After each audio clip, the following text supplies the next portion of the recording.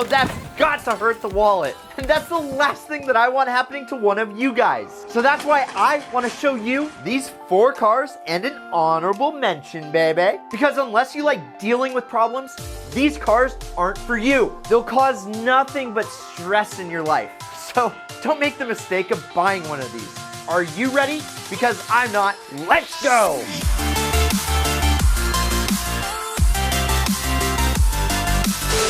This list would not be accurate if we didn't start off with a German car. So the first car on this list to get grilled is the infamous B5 Audi S4. Yeah, while on paper, this car looks like it would kick some serious ass. And yeah, okay, I guess it does. But as Audis go, BMWs aren't the only ass they'll be kicking, because you are next on its list for hearts to break. Built from 1997 to 2003, these cars were just plagued with problems. And mind you, no repair on this thing is easy or a quick fix. Just feel free to throw those words out of your vocabulary. Just like girlfriend and, I don't know what else, like reliable, or maybe fast. I don't know, maybe like turbo whistle.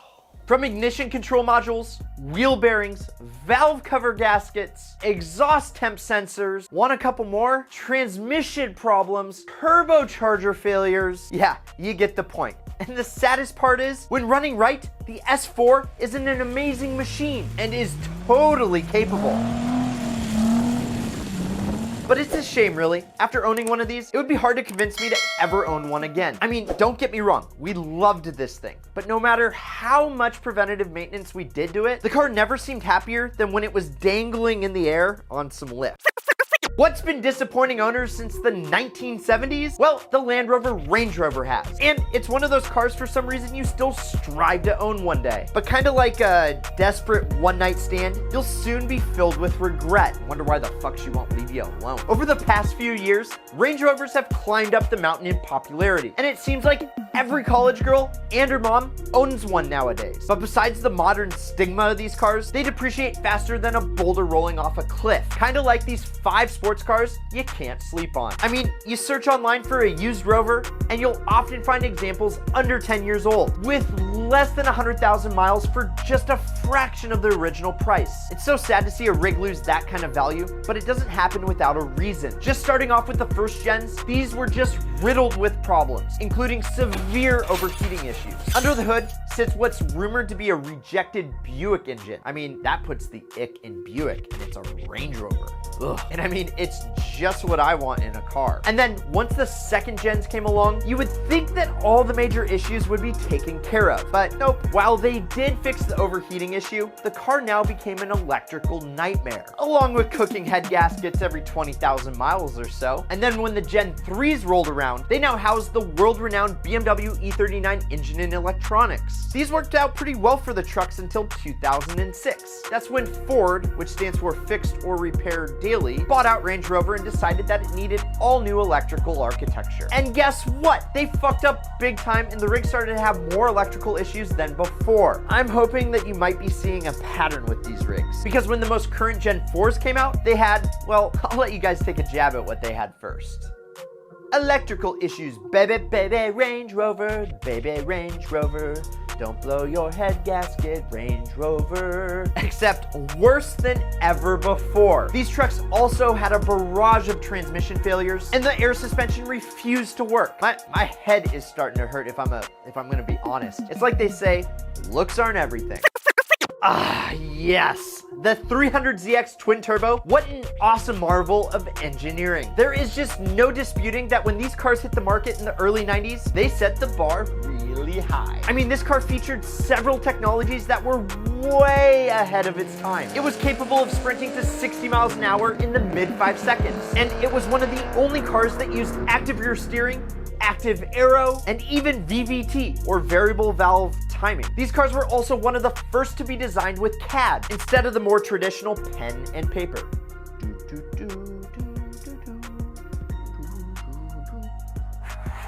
But it wasn't all sunshine and rainbows for these cars. With this next generation of tech came a wave of problems. Again, electrical issues littered these cars, as well as many sensor failures. And if you've ever seen one in person, you know how much of a vacuum line nightmare it is. And to top it all off, it's not the easiest car to work on with that engine bay. The parts aren't cheap, and many components are specific to this car, making them difficult to come across. But please don't get me wrong, these cars were totally badass. It's just that they were on the bleeding edge of technology. Now, before we get to the last car on the list that has a V10, here is that honorable mention, baby. Cars with engine swaps. No matter how cool an engine swap may look, that 240SX sitting pretty with that 2J in its engine bay, or that LS Swap 3 Series, probably isn't the most reliable thing to hit the streets. And it's more than likely to give you some sort of mental breakdown down the road.